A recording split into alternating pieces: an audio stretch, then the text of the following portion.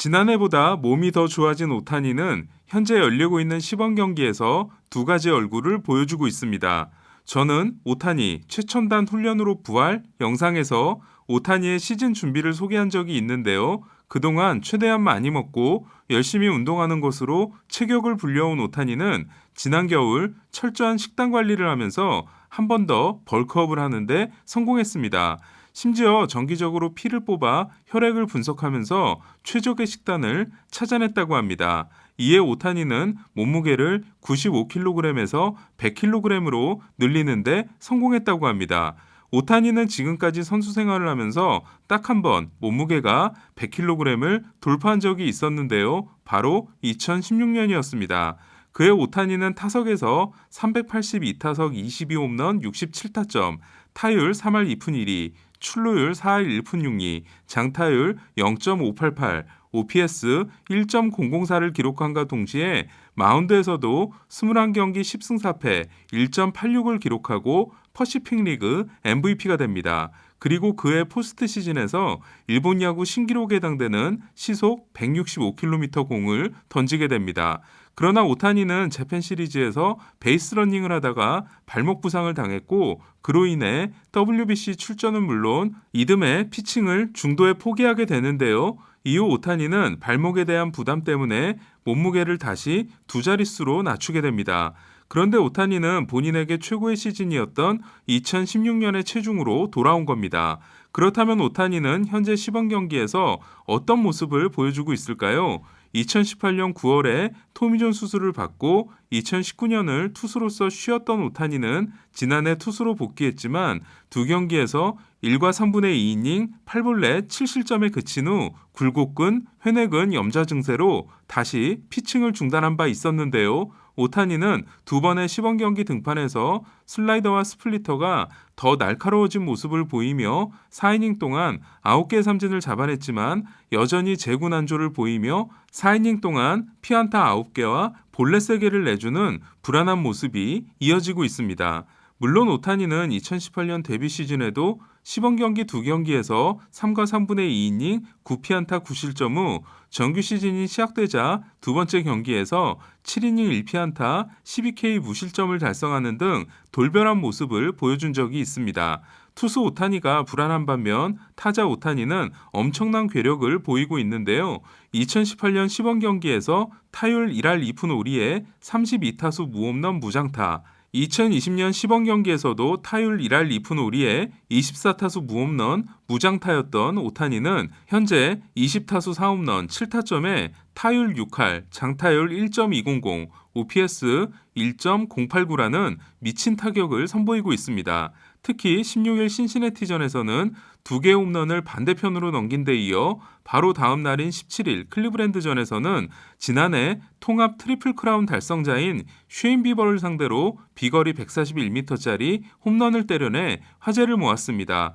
그러다 보니 오타니의 이도류, 투타 겸업을 응원해온 일본 언론에서도 이제 투수를 포기해야 하는 게 아니냐는 이야기가 나오고 있는데요. 어제 야후 재팬에 올라온 칼럼에서는 오타니는 니포넴 시절부터 투수보다 타자라는 말을 들었다. 타자로 전념한다면 어떤 엄청난 성적을 찍을지가 항상 사람들의 궁금증이었다. 그리고 이제는 선택의 순간이 왔다며 오타니에게 투타 겸업 포기를 제안하는 칼럼이 올라왔습니다. 물론 오타니는 160km를 던질 수 있는 선수고 100마일을 포기하기는 쉽지 않을 겁니다. 하지만 투수로서 계속 부상을 당하고 있다는 건 100마일 피칭을 오래 유지할 수 없다는 의미일 수 있습니다. 또한 일본 야구에서 100마일은 그 존재만으로도 큰 무기가 됐지만 투수들이 구속이 무시무시한 메이저리그에서는 100마일이 큰 무기가 아닐 수 있습니다. 2008년 메이저리그에서 100마일을 19 이상 던진 투수는 7명이었지만 2019년은 17명에 달했고 100마일을 한 개라도 던진 투수는 39명이었는데요. 마이너리그에는 100마일 투수가 더 수두룩합니다. 문제는 투수를 하게 되면 부상 위험성이 높아질 뿐 아니라 타석수도 줄어들게 됨으로써 타자로서 할 수 있는 기여도가 떨어지게 된다는 겁니다.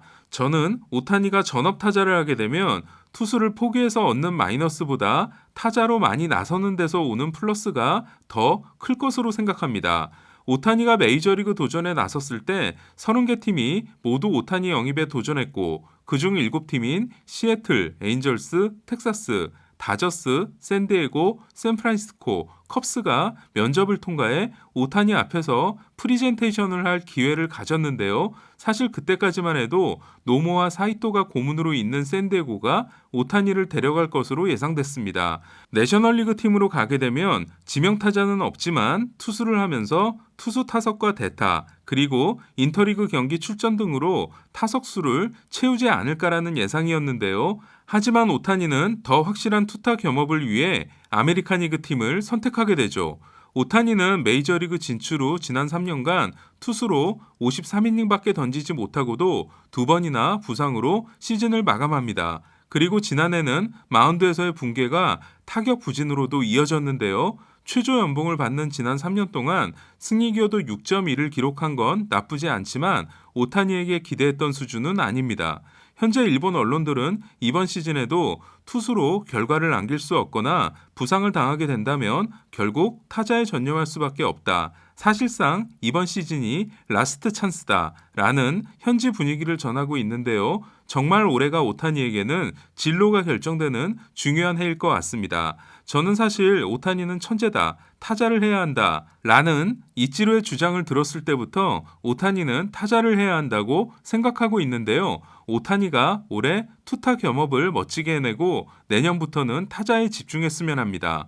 오타니가 성공적인 투타 겸업을 올해 해낼 수 있느냐는 마이크 트라웃이 9년 동안 한 번밖에 포스트 시즌에 가지 못한 에인절스에게는 절대적으로 중요할 수밖에 없는데요. 마이크 트라웃과 앤서니 랜돈이 최고의 원투펀치인 에인절스는 모두 우타자인 이들과 함께 트리오를 이룰 좌타자가 필요합니다. 또한 에인절스는 딜란 번디, 앤드류 히니, 호세 퀸타나, 알렉스 콥, 그리핀 캐닝, 그리고 오타니로 이어지는 6인 로테이션을 계획하고 있는데요. 그렇다면 오타니는 일주일에 한 번이 아니라 6일에 한 번씩 등판하게 됩니다.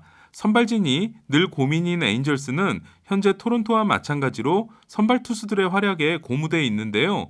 에이스 딜란 번디가 6과 3분의 2이닝 2피안타 무실점, 번디와 마찬가지로 볼티모어에서 트레이드로 데려온 알렉스 콥이 7과 3분의 2이닝 8K 2실점으로 평균 자책점 2.36, 그리고 1년 $800만 계약의 호세 퀸타나가 4경기에서 9와 3분의 2이닝 11K 3피안타 무실점이라는 놀라운 모습을 보여주고 있습니다.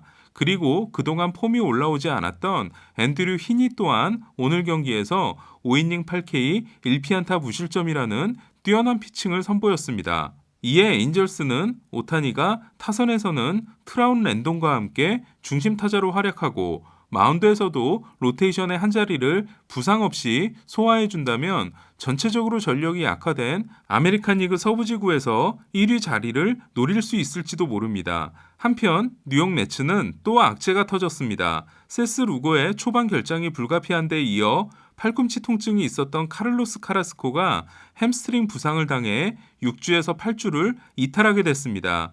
이에 매치의 시즌 초반 선발진은 제이콥 디그롬, 마커스 스트로먼, 타이완 워커, 데이비 피터슨, 조이 루케시로 시작을 하고 카라스코와 노아 신더가드가 합류하게 될 것 같습니다. 한편 지난해 손목 터널 증후군에 이어 현재 종아리 부상을 가지고 있는 스트라스버그는 내일 시뮬레이션 피칭을 한다고 하는데요. 워싱턴은 현재 맥스 슈어저가 3경기에서 8과 3분의 2이닝 14K라는 탈삼진 폭격을 하고 있는 중입니다.